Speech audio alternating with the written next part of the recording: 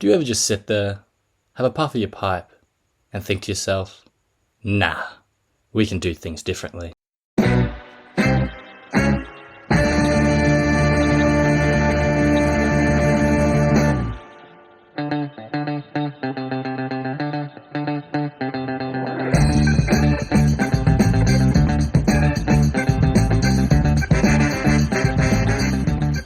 The history of film is rich with innovation, seeing consistent change in both how it as an art form appears and how it is made.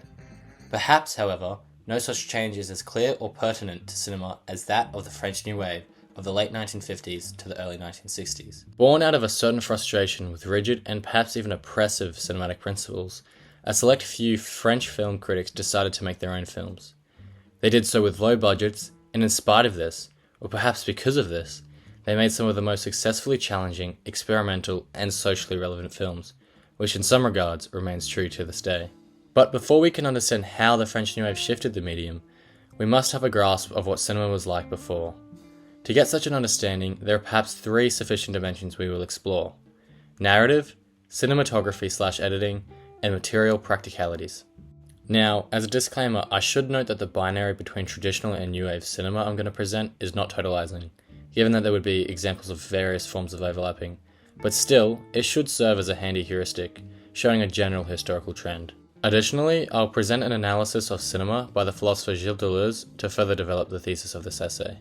That thesis is, the French New Wave successfully challenged the traditional principles of cinema, which has had lasting effects on cinema today.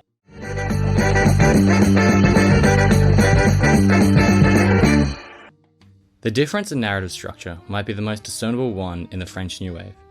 If you compare something like Rope by Hitchcock to Pierre le Fou by Godard, you'll notice a very different interest in telling a story. In the case of the Hitchcock, there is a clearly developed sense of cause and effect. A character does this, so this character does that, which causes this to happen.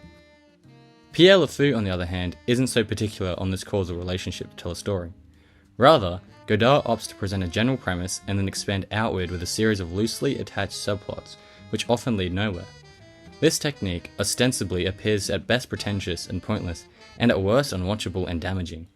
However, this doesn't do justice to what Godard and the other New Wave directors were trying to achieve. It wasn't just pointless experimentation. Rather, they saw how movies were traditionally made and wondered whether they could do things differently and still achieve perhaps not the same type of results, but results nonetheless. And so, what we see here is a new way of telling a story.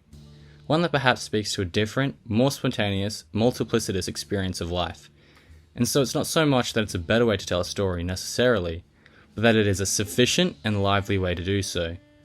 On the mention of multiplicitous, we are reminded of another difference in narrative style, a propensity to ambiguity. Now, it isn't that ambiguities didn't exist in narrative films before the New Wave, but that the tendency toward them, and almost upholding of them, was something that was new. The one final thing I want to mention is the use of irony and meta-narrative. The New Wave had a much more ironic flavour, often not taking itself too seriously, even when the narrative itself appeared to be so, and this is exemplified in some way through its use of meta-narrative, often being self-referential or breaking the fourth wall entirely. It's perhaps also important to note that the films were generally made about young people, or people around the age of the directors. This adds to the position of the director as an auteur, but it also says something about how these directors felt in regard to youth culture and its relation to society at the time. Both the challenging of narrative structures and the positioning of the director as the creative authority have affected the cinematic landscape of today, with directors having their own distinct styles and cinematic identities, exemplified best by directors like Scorsese or Wes Anderson.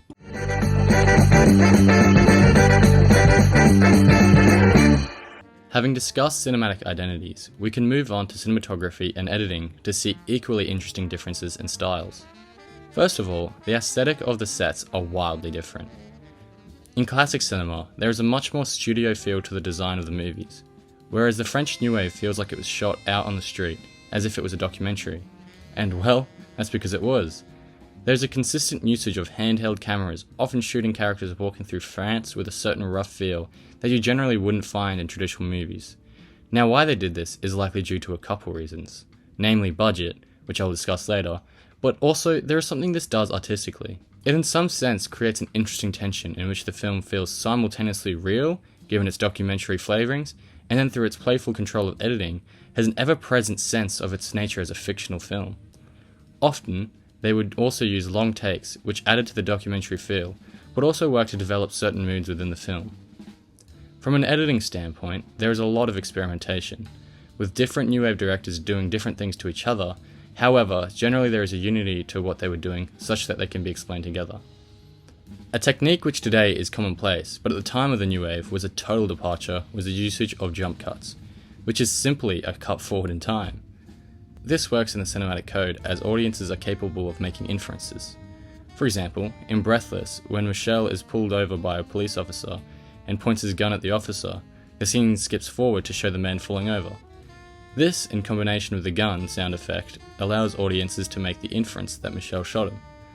The other thing jump cuts allow is creating a mood of either instability due to frequent jump cuts, or simply demonstrating that the character has been doing the same thing for a while and we do not need to see all of it.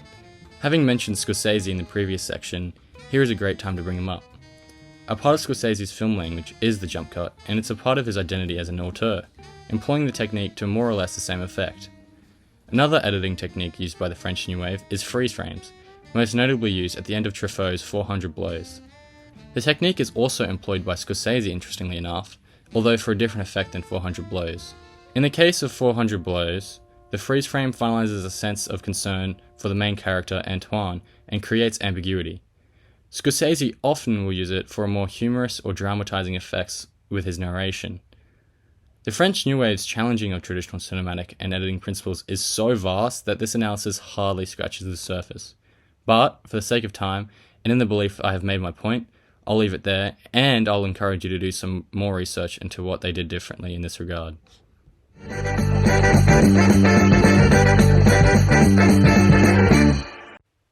Now, of the three dimensions I set out, this is perhaps the least difficult to discuss. Traditionally, cinema found itself being produced by big studios, which, whilst this allowed for big-budget, impressive movies, often limited creative control of the director.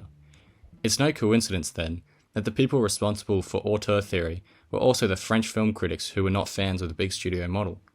They believed that this created a culture of stale stagnation, with a pure focus on meeting the rules of cinema.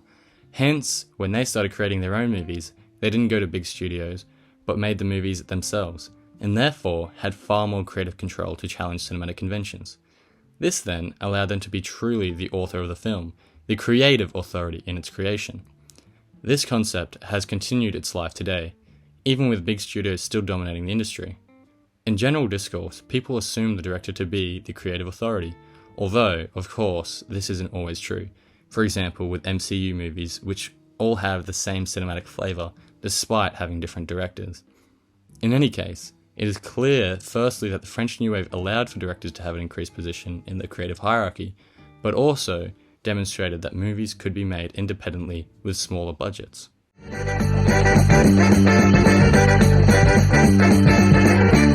Deleuze's philosophy is extremely dense and is, as such, impossible to do justice under the scope of this video. Nonetheless, I think by briefly touching on some of the ideas he develops in his two cinema books, we might be able to develop a more interesting analysis of the French New Wave, namely using his concepts of the movement image and the time image. For Deleuze, cinema is unique to other art forms in the way it approaches its subject matter, largely due to its way of relating to space and time. His analysis begins by collapsing the notion of image as a representation, like in Plato, or a linguistic sign, like in Saussure, into one, thereby allowing the image to become expressive and effective. Now, without name-dropping his influences on drawing his further arguments, I'll get into it as best I can. His argument for the collapsing of the image is centered on the argument that movement is not separable from the object, which is doing the movement. That is to say, that they are the same thing. Thus, it is not possible to have a representative relationship without artificially halting the flow of movement and thus misconstruing the frozen images or elements as self-sufficient. Cinema is characterized by its images in movement, which in turn means that the continuity of movement itself describes the image, rather than something like the pre-calculus conception of movement as a succession of separate images or elements, best exemplified by the classic paradox of Zeno's arrow. Classical cinema is characterized by the dominance of the movement image, which is to say, the placing of time as subordinate to movement. The problem found in classical cinema is that the movement image has a tendency, thanks to the habitual experience of movement as normal and centered, to justify itself in relation to truth. There is this presupposition that thought naturally moves towards truth. Naturally, when classical cinema was truly creative, this presupposition was not relied upon. Yet, the movement image, in its very essence, is answerable to the effect of truth which it invokes while movement preserves its centers. In questioning its own presuppositions, Deleuze argues cinema moved towards a new, different way of understanding movement itself, as subordinate to time. This then leads to the time image. The time image disrupts the traditional hierarchy between movement and time. We can perhaps, a little vulgarly, create a taxonomy for the time image as having two main types of time images: the crystal image and the direct time image. The crystal image involves a mirroring effect, producing temporal short circuits, which leads to a simultaneous coexistence of different temporal elements within a single image. On the other hand, the direct time image emphasizes a rupture with traditional cause and effect relationships, introducing a more complex and fragmented temporal structure in which people and things occupy a place in time which is incommensurable with the one that they have in space. So, what does this change from movement image to time image actually achieve? Deleuze argues the central consequence for cinema is to establish an ontology and semiology of force. What remains? There remain bodies, which are forces, nothing but forces. Since cinema made under the time image paradigm frees images from carrying time in order to form narrative, images are themselves free to express forces. Scenes, movements, and language become expressive rather than representative. Where does this leave us with the French New Wave? Well, as you may have guessed, the French New Wave, and all its various directors, embody the move to the time image. No longer did their cinema focus on building a habitually coherent movement which is truthfully representative, but rather on an effective expression. For example, take Godard. His films have fragmented narratives, use jump cuts, and self-reflexive techniques which embody the time image, disrupting the linear flow of time. This engages the audience in a more contemplative and challenging manner. This is something which can be extended to all of the French New Wave in various capacities. However, I think I've taken up enough of your time, so I'll leave it there. In the end, it is clear that the French New Wave demonstrates a clear shift in cinema, which has continued to affect cinema to this day.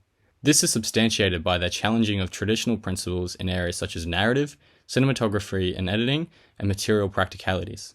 Additionally, as seen through the analysis using Deleuze, the cinema that the French New Wave directors were creating itself was different, shifting from placing movement above time to time above movement, thus escaping the limits of representative images and finding comfort in expressive images. Before you guys go, I just wanted to thank you for watching. This is the first one of these video essays we've done on this channel, so hopefully you enjoyed it because the plan is to make more in the future. Also, if I got anything majorly wrong or missed super important information on Deleuze, please leave a comment below. I'm far from a Deleuzean scholar, so it would not be a surprise. Anyway, thanks for watching and enjoy the rest of your day.